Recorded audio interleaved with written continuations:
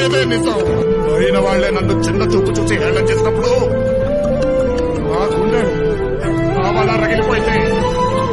అప్పటి నుంచి నాకు ఇంకే బంధాలు లేవు. సంపాదన లేదు సార్, మీరు బాగున్నప్పుడు అందరూ బాగుంటారు. తేడా వచ్చినప్పుడు తెలిస్తే మీకు ఎవడు శత్రువు ఎవడు మిత్రుడు.